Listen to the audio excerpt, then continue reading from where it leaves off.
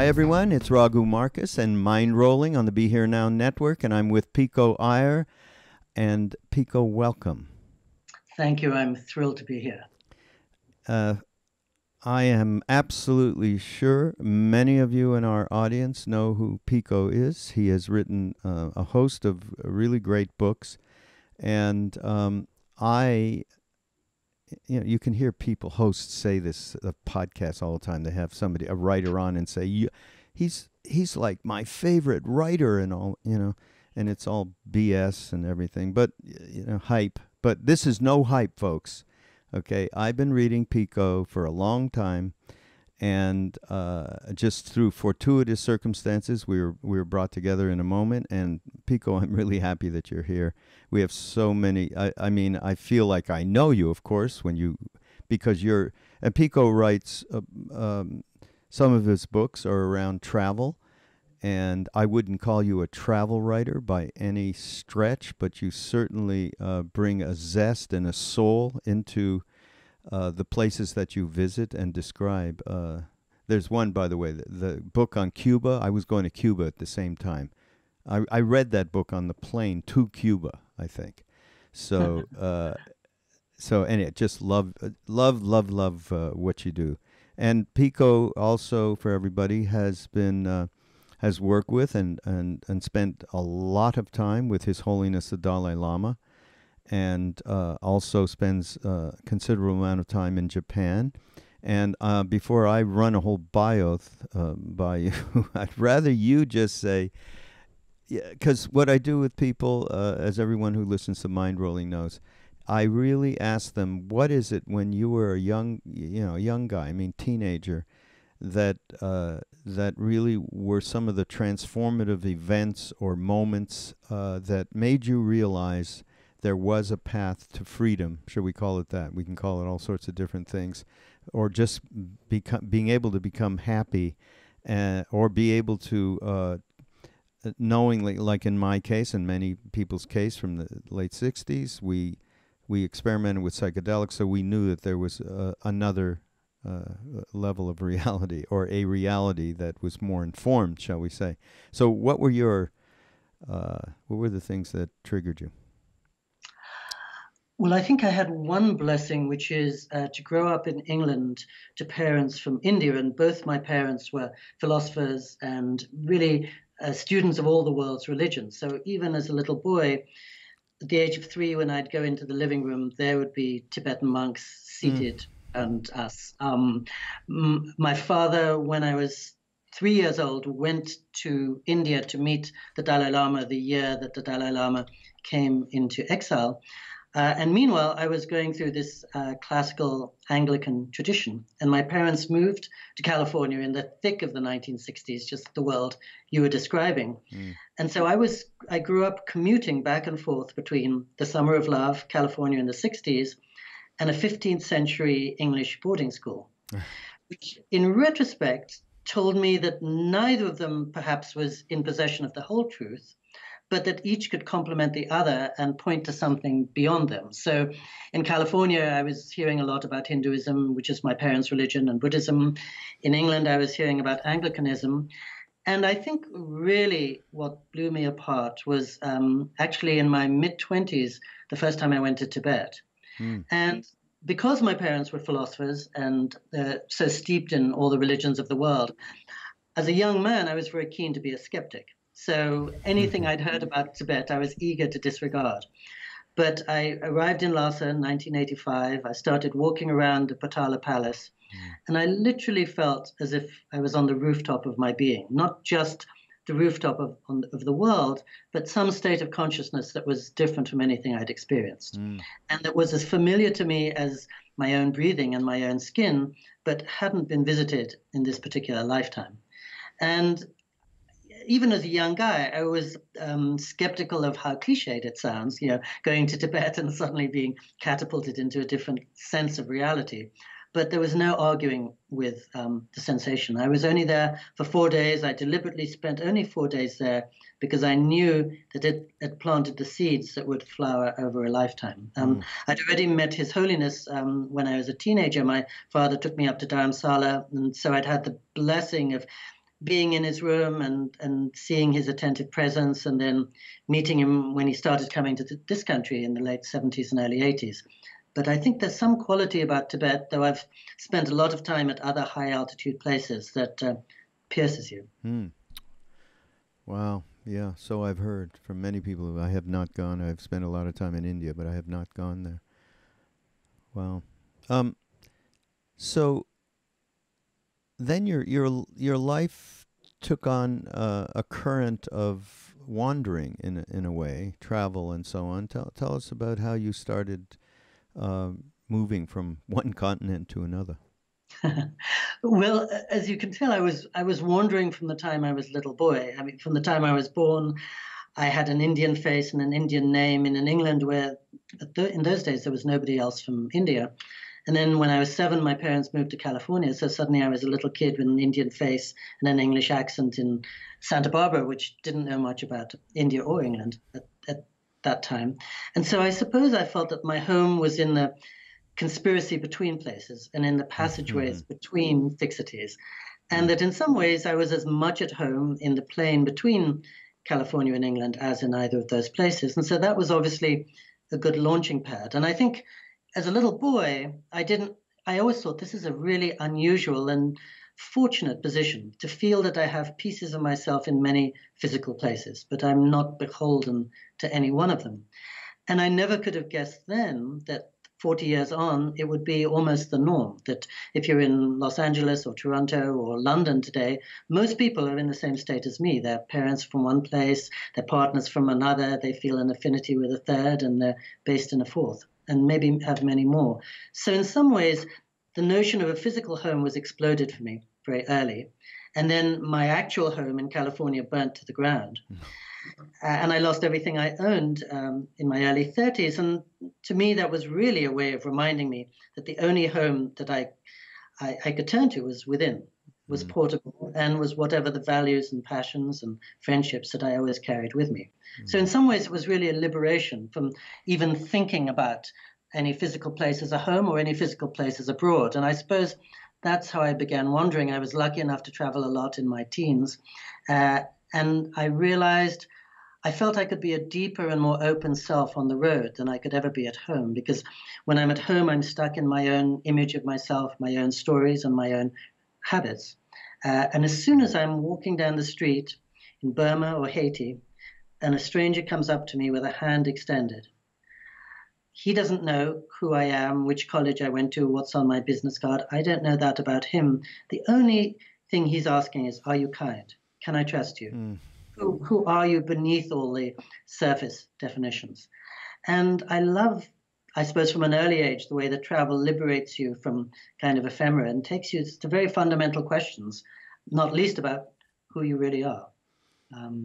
So I traveled for quite a long time. And when I was in my 20s, I had quite a nice job in Midtown Manhattan. And I left that to go and live in a monastery in Kyoto for a year, because I thought whatever I'd learned in Midtown Manhattan would be rounded out by what I could learn in Kyoto. And although my stay in the monastery didn't last a long time, I'm still more or less living in Kyoto 30 years on. So I think I was responding to that kind of intuition all of us feel, which is there's another home, there's a deeper reality, there's a world in which I can let go of all the simple ways in which I tell the world who I am. Yeah, beautiful.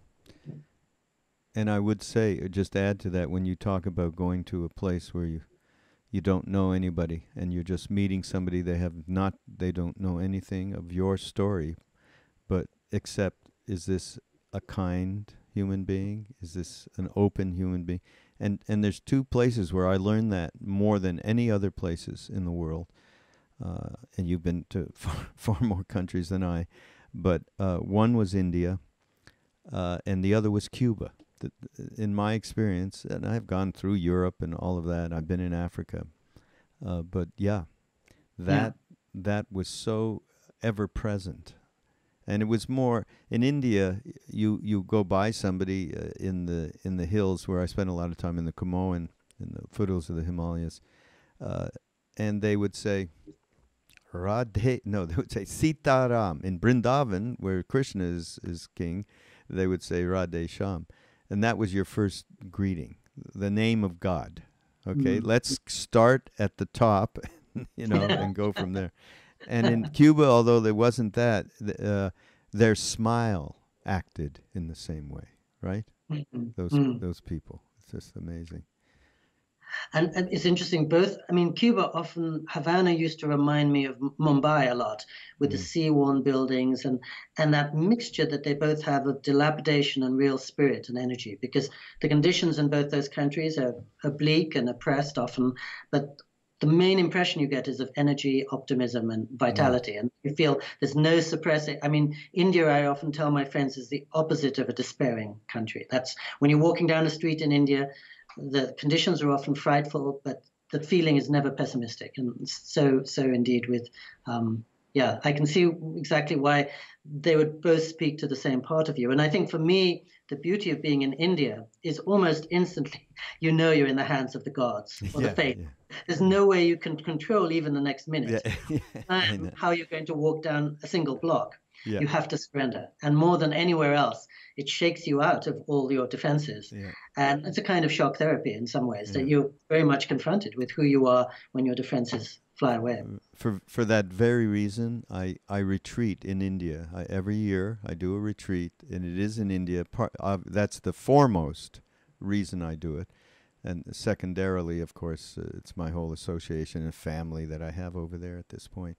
So, absolutely. Absolutely. So I, believe it or not, the first book I read of yours, not believe it or not, I don't know why I said that, The Lady and the Monk, 4 Seasons in Kyoto. And I was attracted by, I don't think I knew of you then. I was attracted by, I was attracted by the kind of mystery that gets evoked by the lady and the monk. A little bit of and of course I did a lot of projection of my own on that. And the other thing is, I've always loved Japan, although I've never really been there. Spent more than a day or two, something. And I, especially the spaciousness of Zen, and the design and the architecture in Kyoto and all of that of course I've seen a lot of.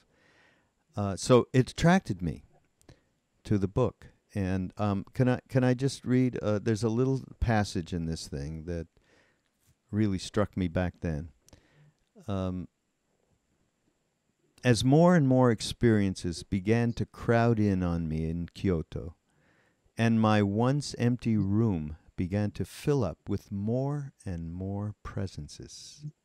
Not presents, presences. I was finding it harder and harder to keep clear. I had ended up, so it seemed, in a whirlpool of paradoxes, such as the one about what a sadist should do to a masochist. What does a would-be solitary do in the company of other solitaries? That's a real calling. The very people, in other words, whose company he most enjoys. How does a Thoreauvian respond to a society of antisocial Thoreauvians? Was not keeping oneself open just a way of dodging all commitments? Okay, you got to go on around. Talk about that passage, Pico. Well, you've cut right to the core. And actually, what you were saying a minute ago about how you love Japan without having spent time there is exactly what took me over there.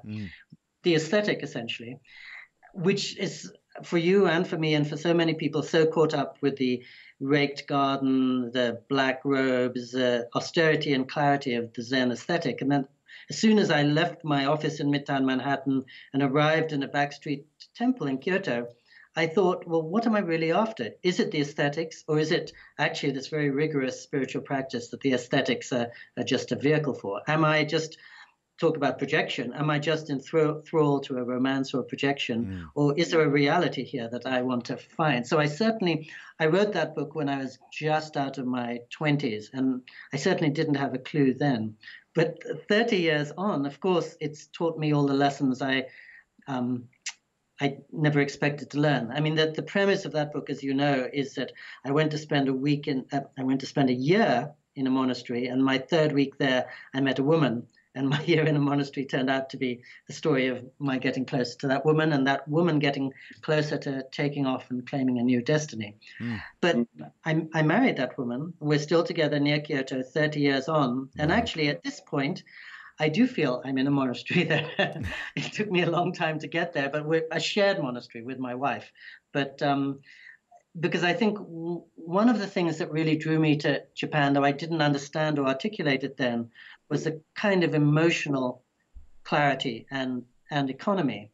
And I thought I was bewitched by just the beauty of the forms there. But now I see what Japan really has to offer is kindness, selflessness, and a deep-rooted sense of impermanence and everything that brings. And although most of my neighbors in Japan would know less about the sutras than people in California, I feel that Buddhism animates their every breath very much.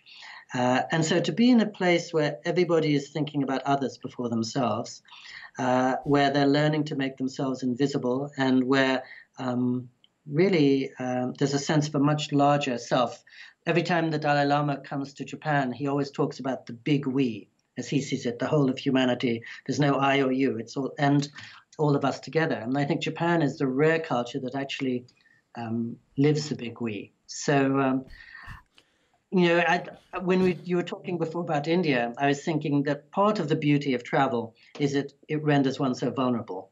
I'm fortified by the things I think I know and the things I believe I can do as I sit here in Canada. On the streets of India, I'm just another helpless pawn. And travel does that wherever you are, even in a place as un-Indian as Japan, where everything is so well organized and so spotless. I suppose I went to Japan to have my plans upended and my romances overthrown. And finally, the hard way and the long way to come to a clearer sense of what the reality is there. It's a very moving place. And and Japan is so shy that I think kindness is not the first thing people associate with Japan until they go there. And then they're very humbled at how people who in most cases don't speak English will go 6 hours out of their way to make sure that you are taken back to the place you need to get to. Yeah. Well, and so later in this book, you wrote something else that touched me. It's actually part of a few pages that I just was quite moved back then by. So when I read in Basho, my solitude shall be my company and my poverty my wealth, I felt I was reading again the anarchist of Walden, pursuing his nonviolent revolution of words, remaking the world by reversing its meanings. And when I read in Dogen, quote unquote, why leave behind the seat that exists in your own house and go aimlessly off to the dusty reaches of other lands? I could almost hear his neighbor in New England declaring, it is not worth the while to go round the world to count the cats in Zanzibar, Thoreau. And when I read Kamo no Chome's account of my hut, singing the praises of a simple life of solitude, I found Thoreau again in the recluse's famous claim that none can know the pleasures of loneliness who has not tasted them himself.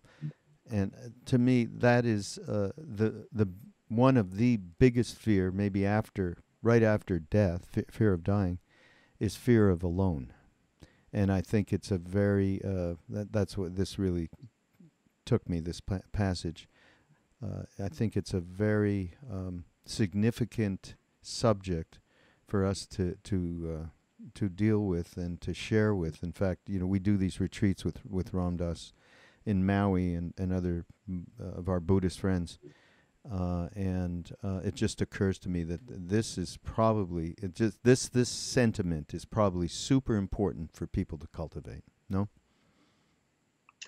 Well, it's interesting that, you, like a homing pigeon, found that sentence amidst so many others, because clearly the whole of it speaks to you. But when I was listening to you read it, it really reminded me that Japan is the cathedral of the inner life. And that's why, of all the countries in the world, I chose to go to Japan after New York City, which is so much the kind of epicenter of the external world, the world of breaking news and events and diversions and distraction. And I think Japan is the spiritual home of the empty room.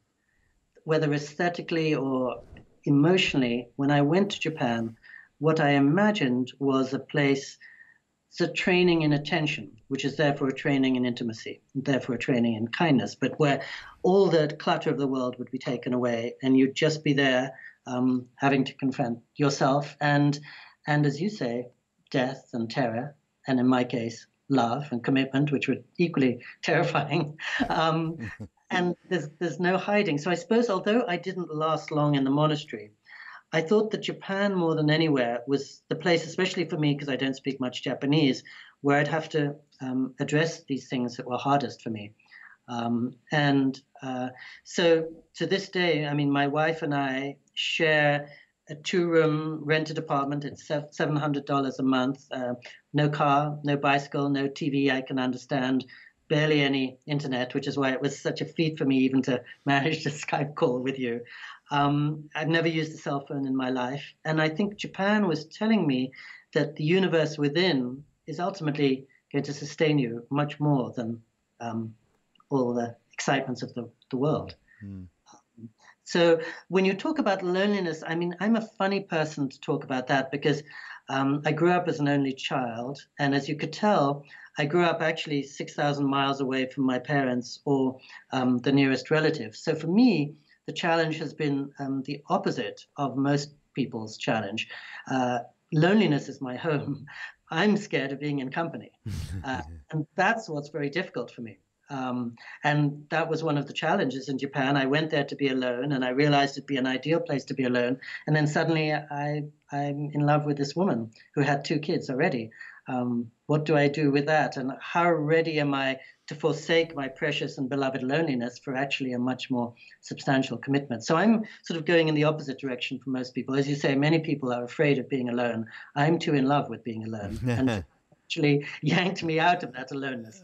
You know, when I was in the 25th floor office on 6th Avenue and 50th Street across from Radio City Music Hall in New York, and I imagined Japan, I just saw myself, you know, sitting on a wooden platform in an ancient temple, looking out at the moon, meditating.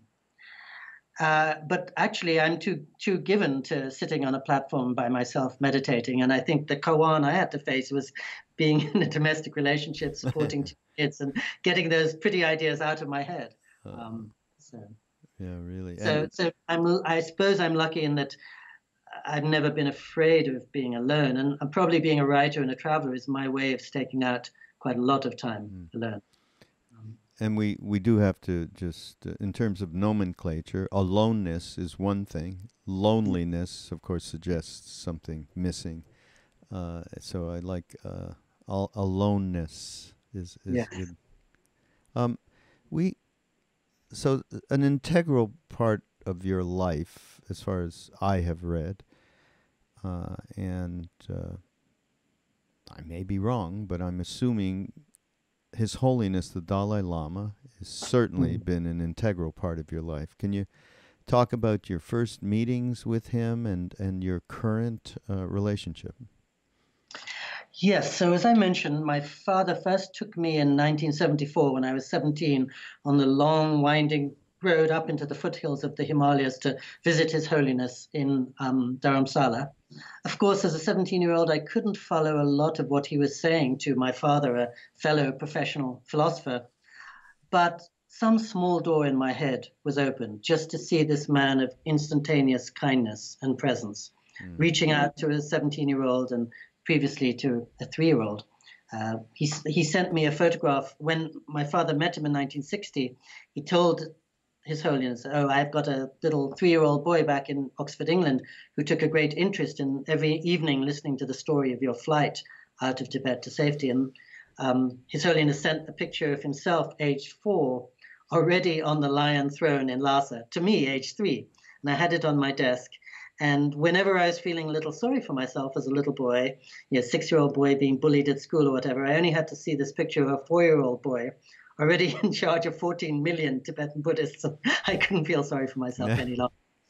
And that photo remained on my desk for more than 30 years, actually. It followed me to California. I had it on my desk there.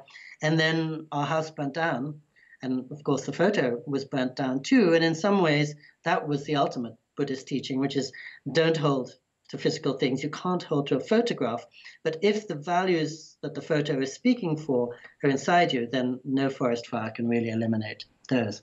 So having met him at 17, when he first came to this country in 79, I went to hear him, and he started coming to New York in the early 80s.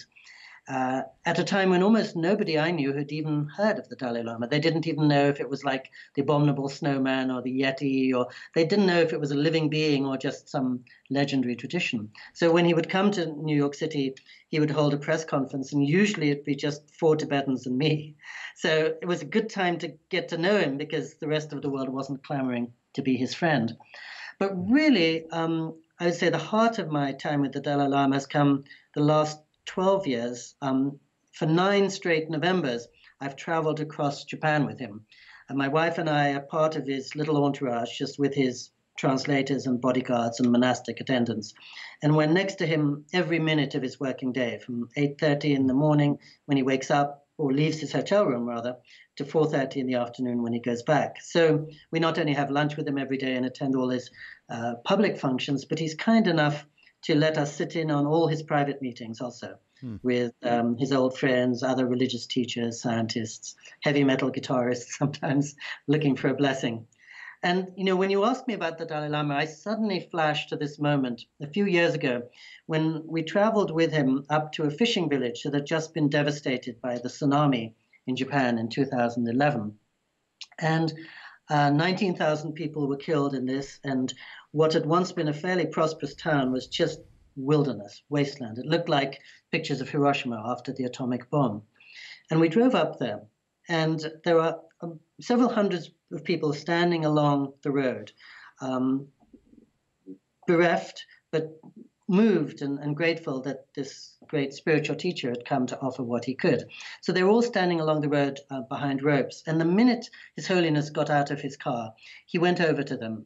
And they're mostly women, and they were just sobbing and saying, thank you, thank you, thank you. And he held some of them, and he looked deeply into the eyes of others, and he gave blessings to others of them. And he said the kind of things you would expect. He said, please honor the people you've lost by doing something constructive. Rebuild your community the way your country rebuilt itself after World War II. Don't look to the past, which you can't change. Look to the future, which you can fashion with every moment. Stirring, encouraging words. And then he turned around, and I noticed there was a tear in his eye. And I noticed that even as he was delivering just the kind of words they probably were hoping for, his heart was broken, and he was bleeding for them and breaking for them inside.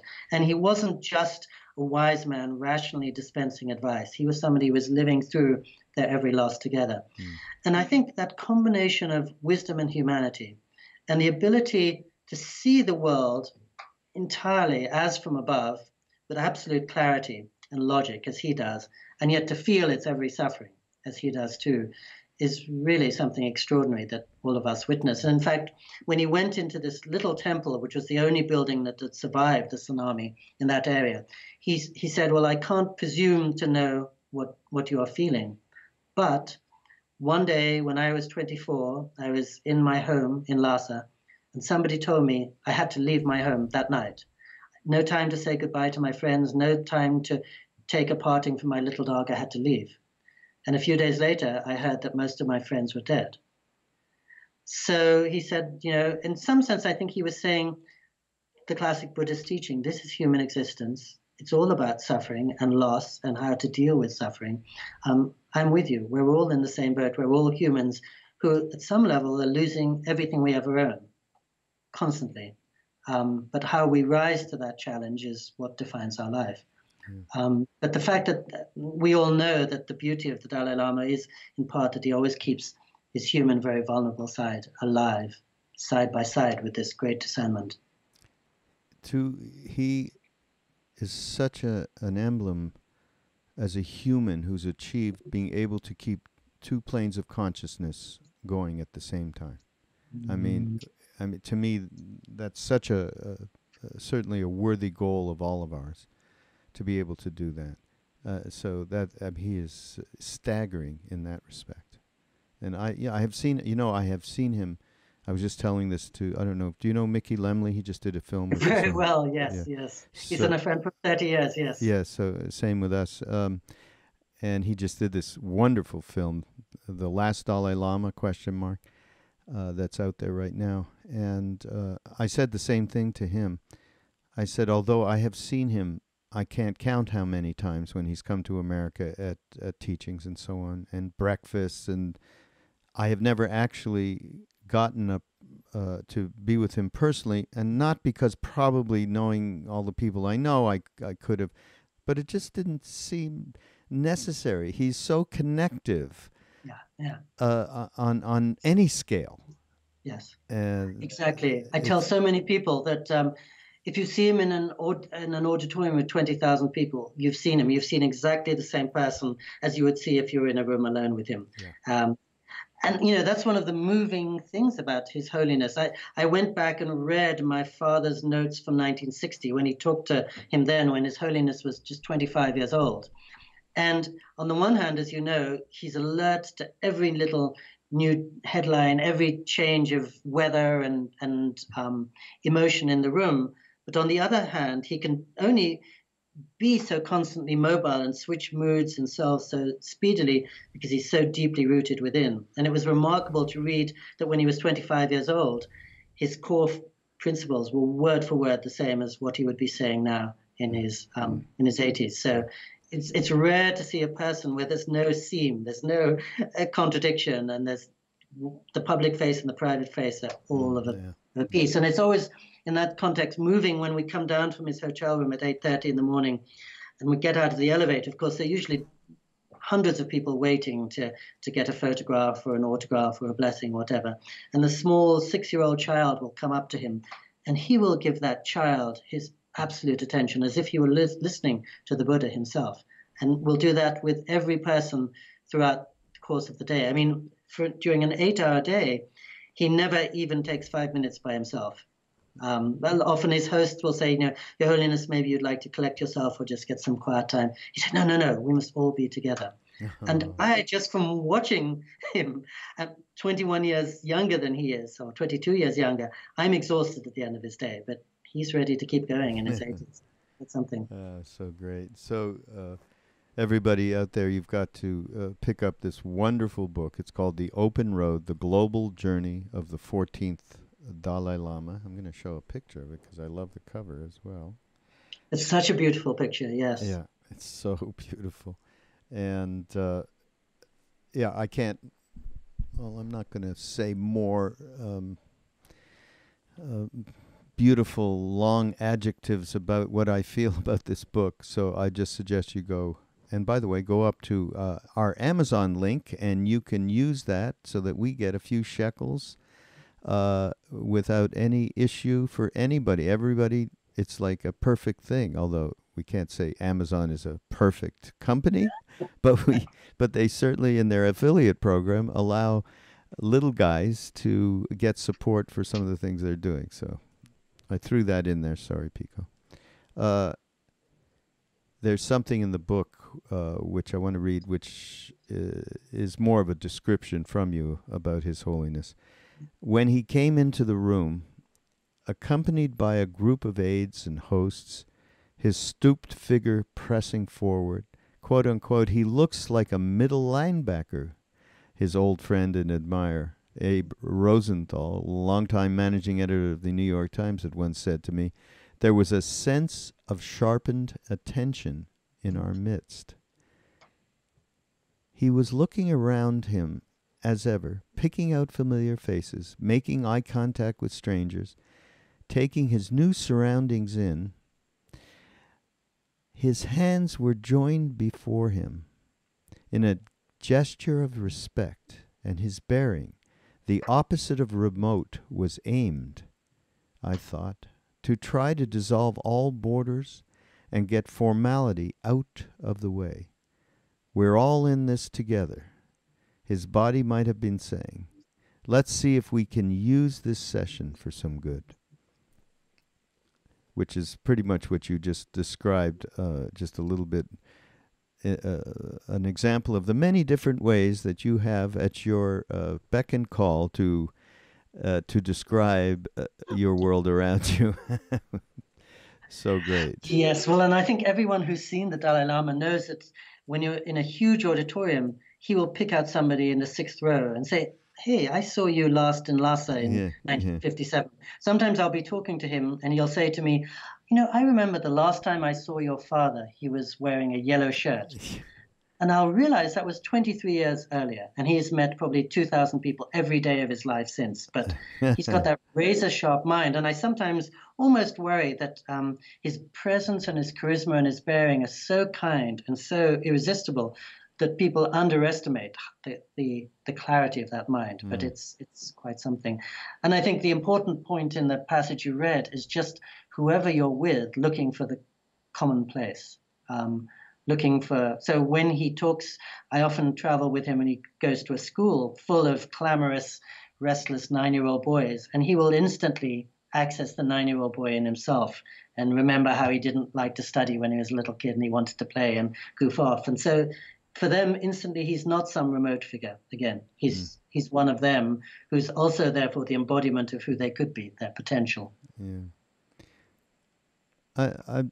This is just something I'm going to shoot out at you from the book. It's about how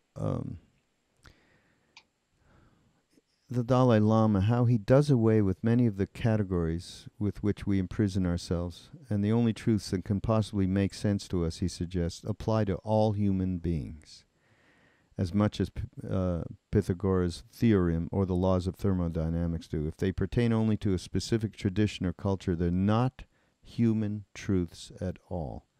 And the only thing an Easterner or Westerner can offer is a window on those truths that allow the rest of us to see them more clearly than we had done before.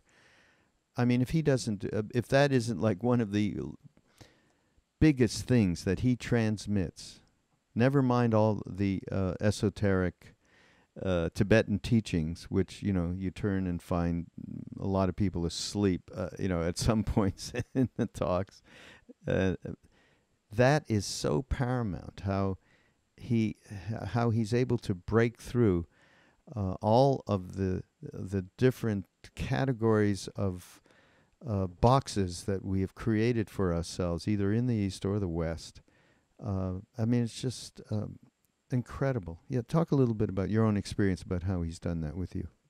Well, as you said, it's more and more paramount. I think as a result of what he's seen in the course of his travels, he feels that whatever lies beyond religion is the main thing we need. He calls it secular ethics now. It comes across very strongly in Mickey's wonderful film, The Last Dalai Lama. Scientific process and secular ethics are something that every human being has to assent to. And I often remind people it's extraordinary, probably one of the 2 or 3 most visible religious figures in the world, the Dalai Lama. His last major book was termed Beyond Religion. And for a religious figure to point beyond religion is startling and liberating, I think, for many of us. And what I hear him saying is that religion is like a cup of tea, he says. It adds savor and flavor to life. It's a wonderful luxury.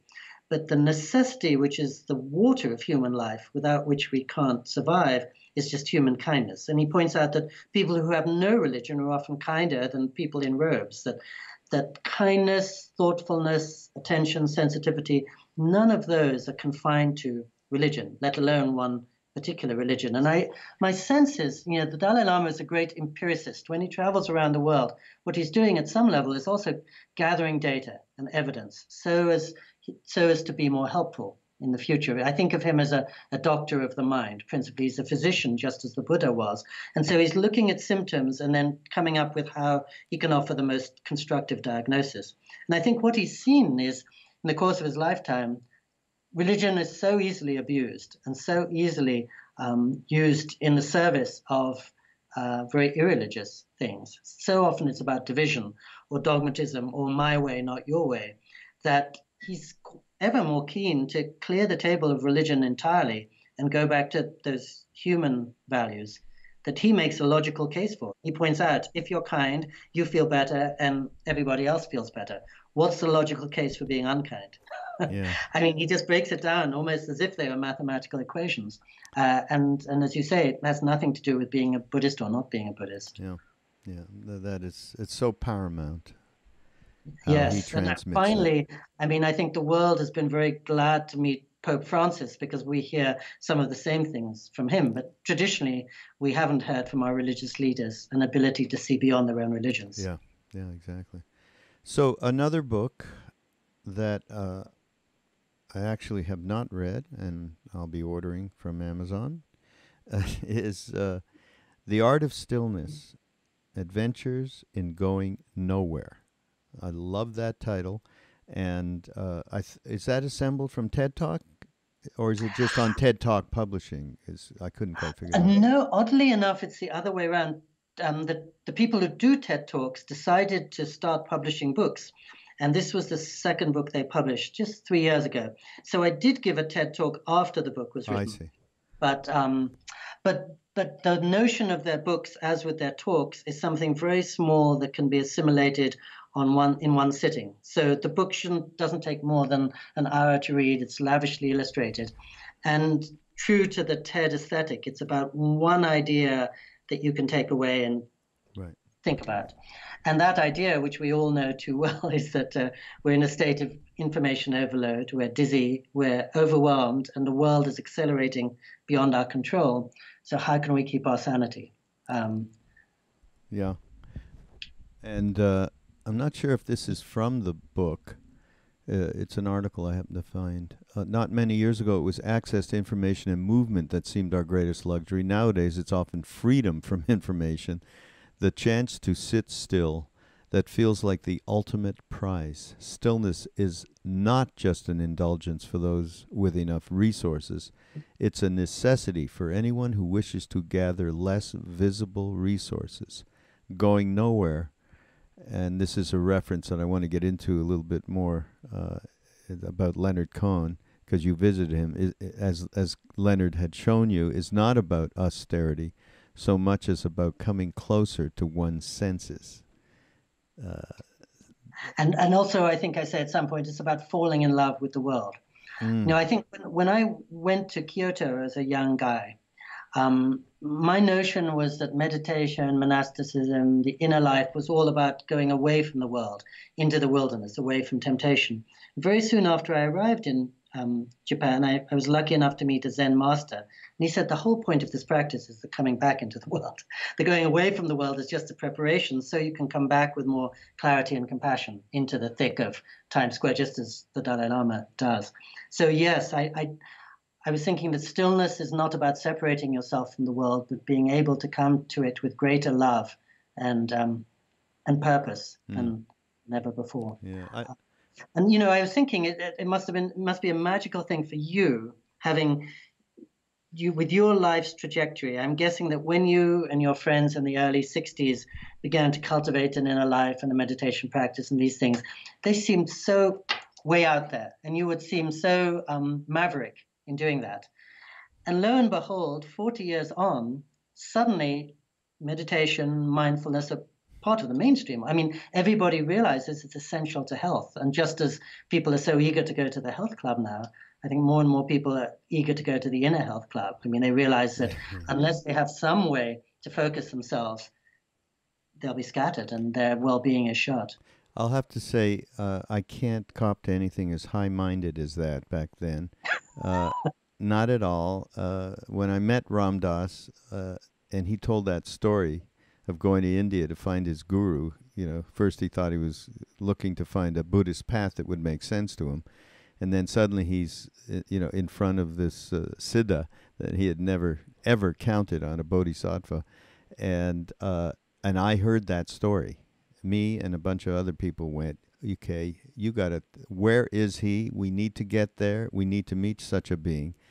And that was my motivation. Later, and he never taught us anything. He just would say things, and some of them were like, somehow we found the Vipassana course, right? And so that was an introduction to Buddhism. Somehow he would mention a couple of Tibetans. That seemingly was the only thing that came out that was, I wouldn't say respect. He did respect. I had a whole experience with Kalu Rinpoche that he foretold the day before I went that I was going to get these teachings, stuff like that. But honestly, in those years, the couple of years when we met Ram, there was nothing except how do we get to this thing that you talked about? Okay, there was nothing else. And yes, since then, of course, things have changed wildly. There's a beautiful quote. I can't remember who that I found. Faith is the ability to honor stillness at some moments. I'm not sure who said that, but what a fabulous, fabulous quote, huh? Yes, I mean, I was thinking my one teacher in life really is silence. I've never been strong enough to have a steady practice, and I'm not affiliated with any religion. But I think silence has so instantly cleansed me of so many of my distortions and projections and the like, that my sense is it's a kind of equal opportunity teacher, that anybody just whether go on a Vipassana retreat, go on retreat to a Catholic monastery for 3 days, go to the woods for a week without your cell phone, and you're instantly closer to something real. Yeah. And that, the Quakers were onto something when they realized silence and light. Have those two around you, and you're already healthier than you were without them. Very much. Well, although we're getting close to the end, we can't leave you without you talking about one of my favorite people ever, and you say he was a childhood idol of yours. Well, okay, we're in the same boat, Pico, because Leonard Cohen is someone who actually comes from, I'm from Montreal, so...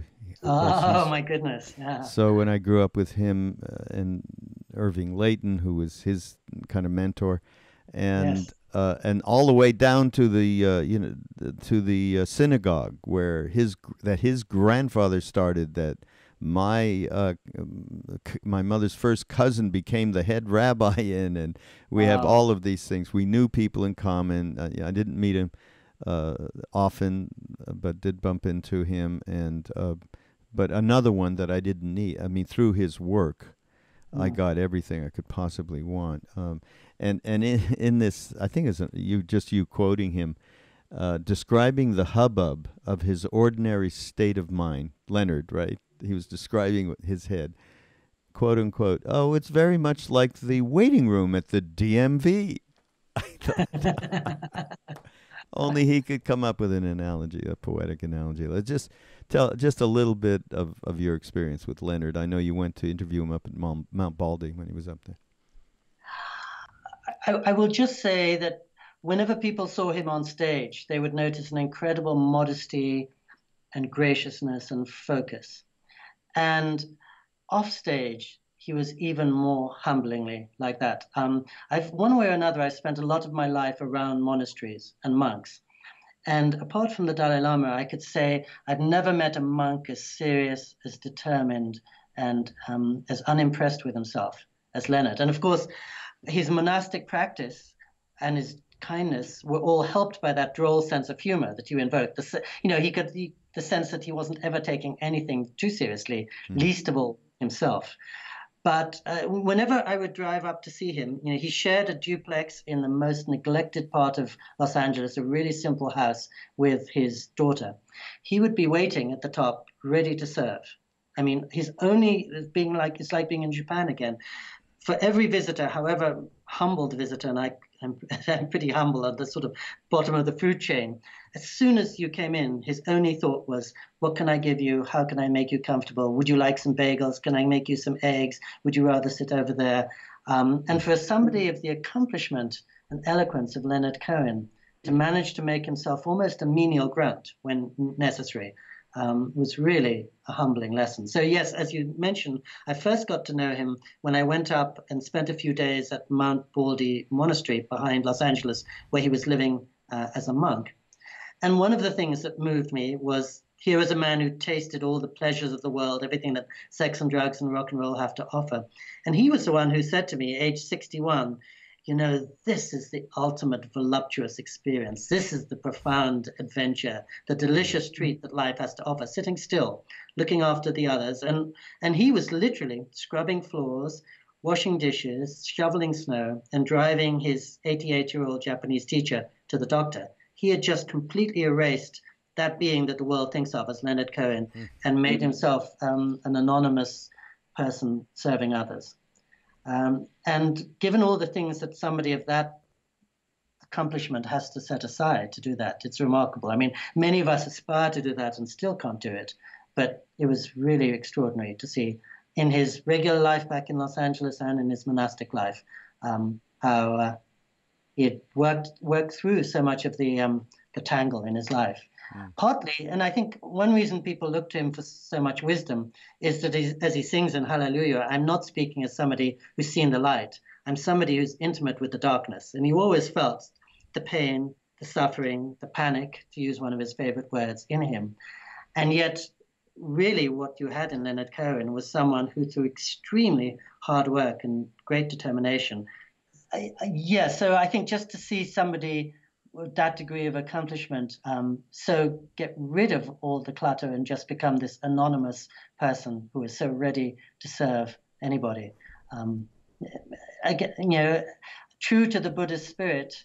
That's right. And I think what struck me was always that he wasn't somebody who had seen the light, but he was somebody who was intimate with darkness and was in the midst of panic and pain. But still, you always felt that he was winning small victories against them, and through just hard work and great determination had made his way into a clearing of sorts. You know, the last line he delivered on his final record was, he was saying, "We were broke and now we're borderline." So he certainly wasn't suggesting that he'd come out into any place of great light, but at least he'd moved from being broken to the possibility of being put together again. But really the thing I would stress is just how funny, how articulate, and how kind he was. And I've never, because I've been working for Time magazine for 35 years, I've been lucky enough to meet various eminences, but I've never met anyone who's in his league when it comes to wisdom, depth, and humor.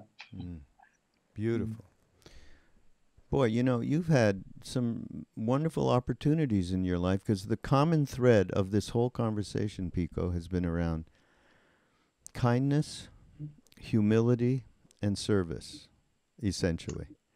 I'm so glad. What better things to think about or to aspire to or to see reflected back to us? Well, thank you for extracting that. That's a very inspiring trinity to have in mind. Well, it's everything. That's all we were given when we were in India with Neem Karoli Baba. Just those things. In fact, the foundation, the foundational transmission, you might say, although he didn't do that either, is love, serve, remember. Yeah. Simple. Yeah. And that's what we were left with. That's what our foundation is called. That we have all of Ram Dass stuff under on this Be Here Now network. Yeah. And this is, your whole life has been around a very similar theme, and you're very fortunate, and I'm fortunate to be able to spend this time with you, and I really appreciate it, Pico. Well, I really feel privileged to be talking to you, because I really, like all of us, I think of Ram Dass as the one who sort of brought so much of this right into our hearts, in every sense, in the heart of our culture way back when. And I'm always invoking his wisdom, not least, I believe it was Ram Dass who said, anytime I begin to feel enlightened, I go and spend a weekend with my parents. Yeah. And you know, those kind of life truths are just what we need to keep with us. So it's I never would have imagined all my years that I would end up, you know, talking in this context and into something that's helping Ram Dass share his wisdom with the world. Well, thank you for being here, and everybody out there. We will have Pico's book titles on the website, linked over to where you can get them. And what else? Is there anything else we can do that would help people connect with you? No, thank you. It's such a pleasure just to get to talk to you and talk to your friends who may be listening in. Well, Thank you again, and everybody. This is Mindrolling on the Be Here Now Network. Go to BeHereNowNetwork.com, and we'll see you next week.